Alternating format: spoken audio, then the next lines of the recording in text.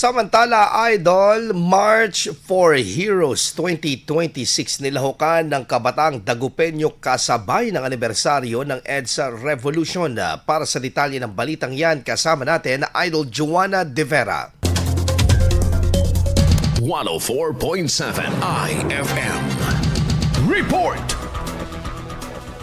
Isinagawa ng Youth Ministry ng Metropolitan Cathedral of St. John the Evangelist ang March of Heroes 2026 kahapon February 25, 2026 bilang isang makabuluhang pagtitipon para sa kabataan at buong komunidad ng parokya. Layo ng nasabing aktibidad na bigyang pagkakataon ang mga kabataan na pangatawanan ang kanilang piniling bayani na sumasalamin sa tapang, sakripisyo, pamumuno at pagmamahal sa pananampalataya at bayan. Kabilang sa mga bayaning ginampanan ng mga kalahok ay sina Jose Rizal, Gabriela Silang, maging si Cardinal Jaime at dating Pangulong Corazon Aquino. Ang nasabing programa ay nagsilbing pagkakataon sa bawat kalahok na pagnilayan ang mga naging kontribusyon ng mga bayani at ang epekto nito sa pang-araw-araw na pamumuhay. Sa pamamagitan ng March of Heroes 2026, layon ding pagtibayin ang diwa ng paglilingkod, pagkakaisa at pananampalataya ng komunidad habang sama-samang naglalakbay sa pamamagitan ng liwanag ni Kristo na itinuturing na pinakadakilang bayani. Kasama mula rito sa IFM Dagupan, ito si Idol Joanna De Vera, Tatak IFM.